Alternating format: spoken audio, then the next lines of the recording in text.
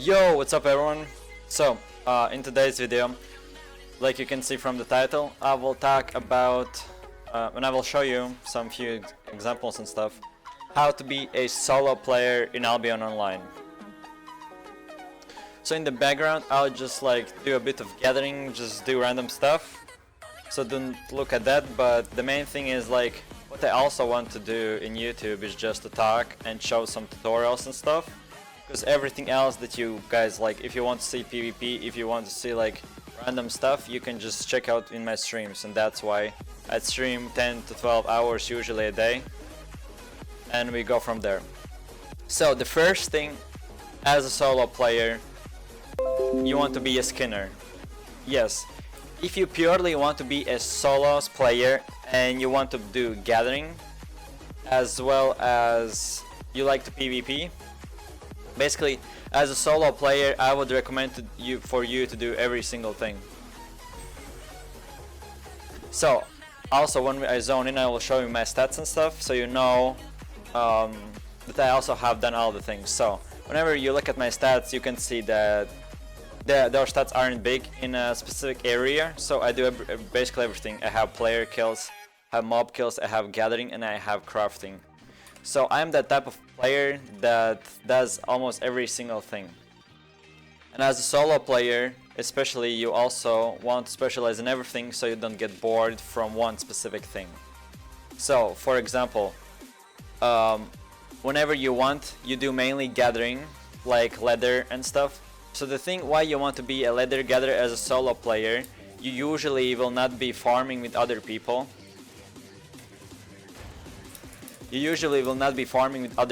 So that means that you will need a fame if you want to do like some ganking and stuff. And you cannot get fame if you are only playing by yourself. So that's one of the main rules. And either way, if you are even not a solo gatherer and you are a leather gatherer, you will get more fame than other people because you just kill mobs 24/7 and gather them. And the good thing about gathering leather is that you can kill mobs, as well as... One second, will this guy fight me? No, he will not. The good thing about gathering leather is that you can kill mobs as well as you can gather, so you can level up both of them. A bit slower, yes, I agree, but still you can do them and do efficiently. Like, there isn't better way to be a skinner and in groups or whatever. Yes, maybe there's a possibility that you have one more friend that kills all the mobs and you only skin. That could go a bit faster, but still. So the best thing is that I would say, at least recommend, if you're just starting now, start gathering to up to tier 6 with your PvP build. And when you will get tier 6, you'll already see that you will be a tier 6, close to tier 7, all on your armor and stuff. And just from gathering by yourself, it's really huge. Like you can see, I get 500 per rhinos, I get 300-400 fame, and they're so easy to kill, and there are so many of them. As well as I do that efficiently, and I can make so much money, as well as I can escape. You can see 507 fame just per one kill, and he almost didn't do anything. Usually I take 3 or 4s, and that's even more efficient.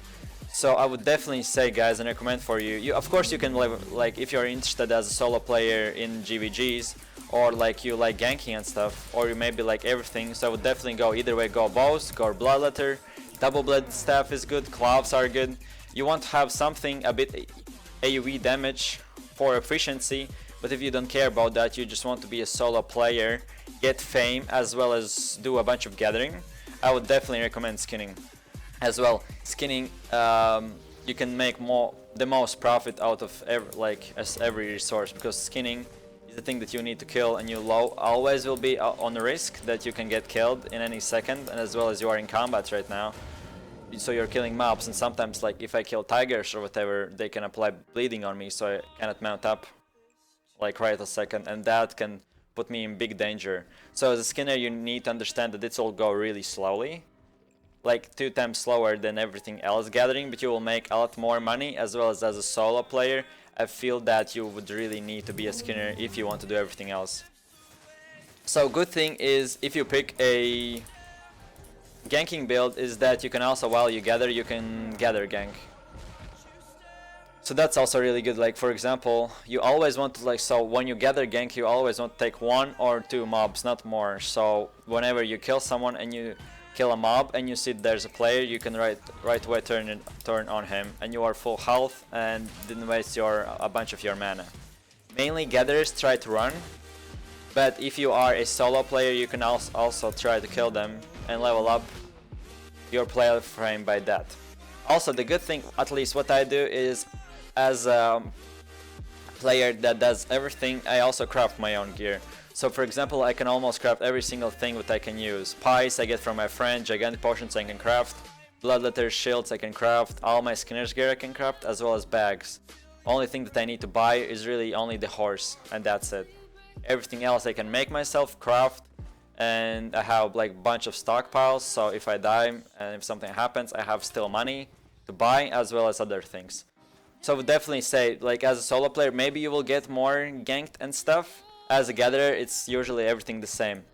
So the next step as a solo gatherer is, if you don't really care about ganking, pick this build. So go with bloodletter, either way mist collar or shield. I really like how shield looks, and I don't like, the modifier is really good in the long run, but if you get ganked by 3 or 4 people, the main thing is to just get really fast out, and you don't care about like in the long run, because I usually get either way killed by 6 or 7 guys at least, or 1 guy.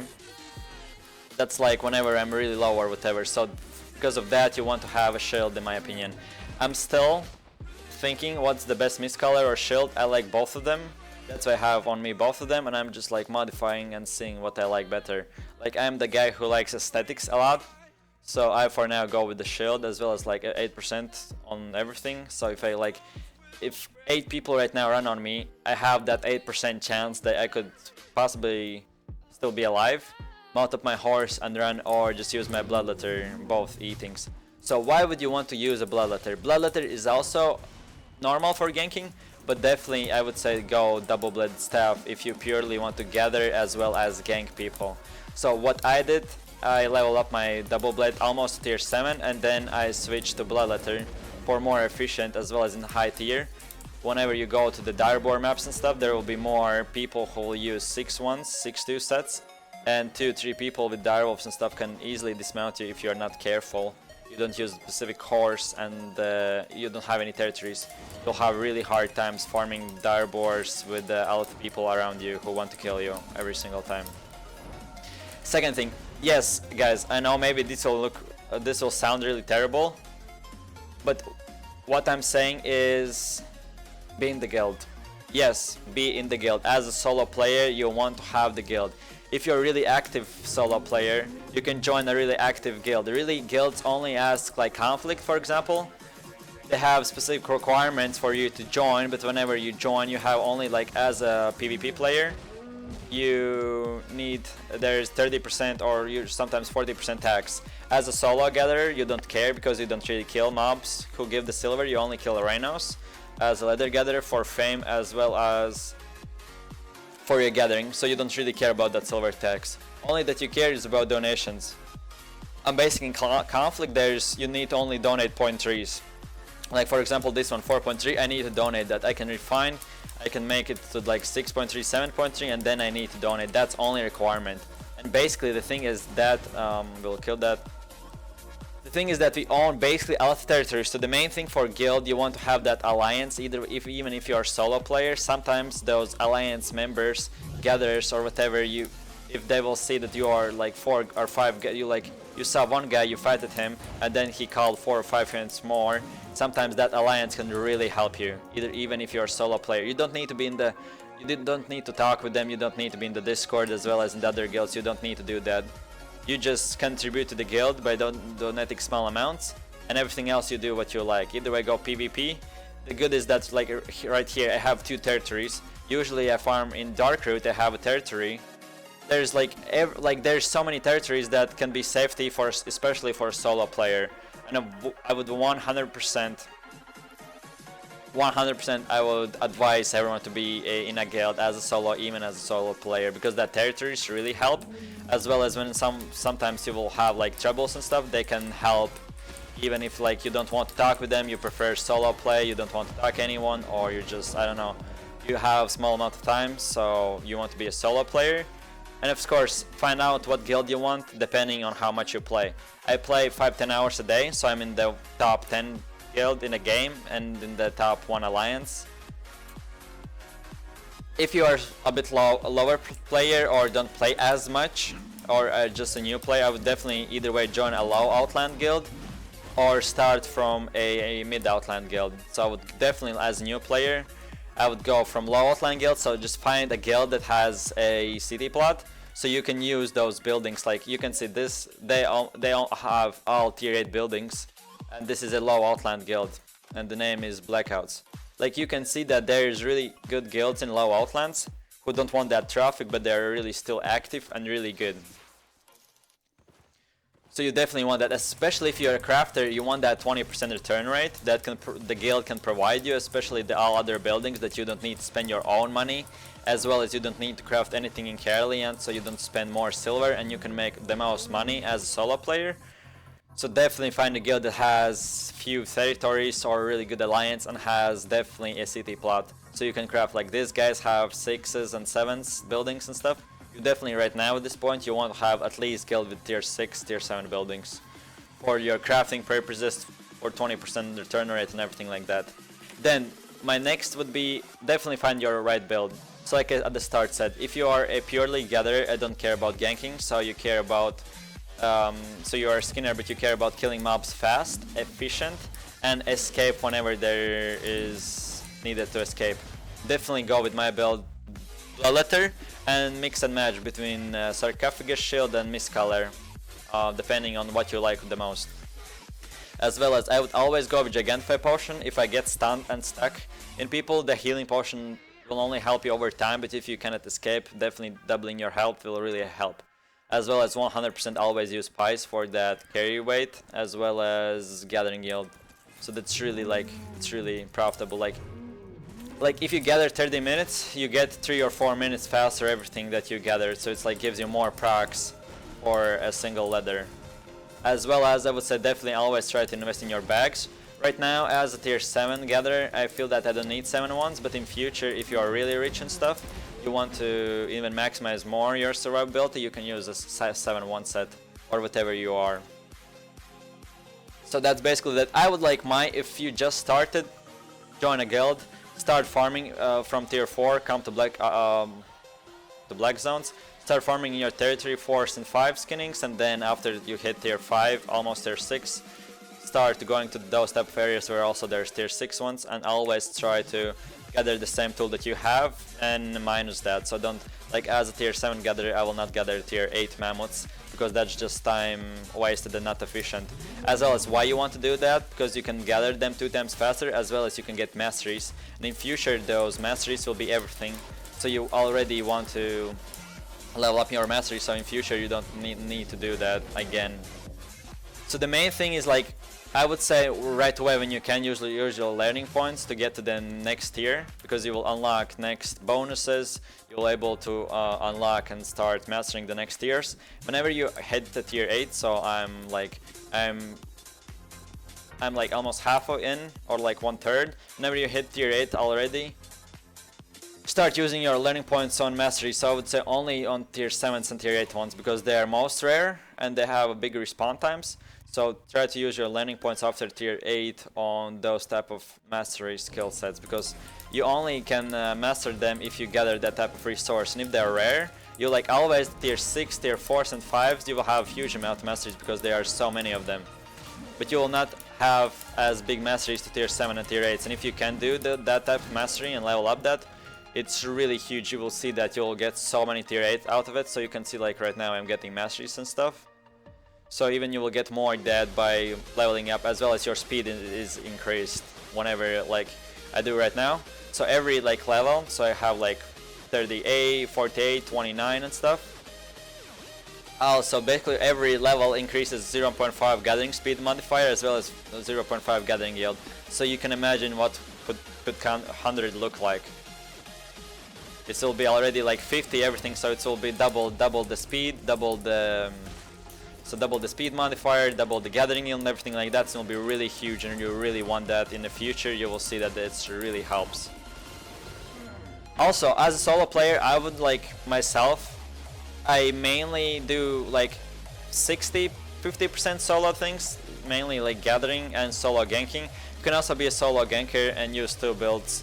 So for example, I use double bladed staff with my friends and stuff in Hellgates and GVGs, and the soccer staff for that, and double bladed staff for ganking.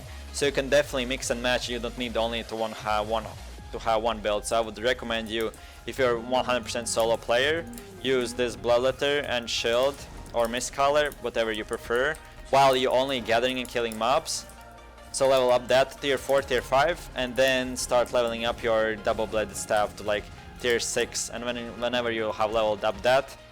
Also, you can mix and match, so if you don't really want to go really fast with the gathering, you just like don't use your gathering set, but just switch to your PvP set, so you can also level up that.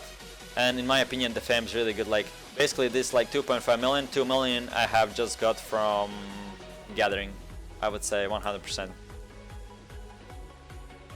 As well as a solo gatherer, you see that whenever you see a one guy, you really need to be careful, because right now there is a huge amount of Zergs.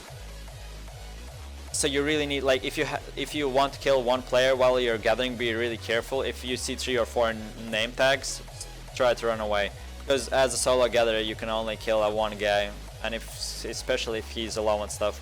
But as a purely gatherer, I would not definitely recommend for you to fight, because they a lot of times have Zergs and stuff.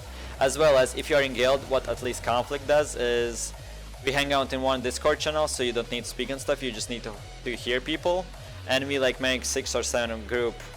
In every group there's 5-6 people, and we take just over the, so for example we take Mudpool, then we take Flint Slice, then we take Burden Lockwell, and like 4 or 5 people are in the same zone. So if you get ganked or someone is attacking you, you can already ask them, and as well as you can see where's your teammates at, so they can help you.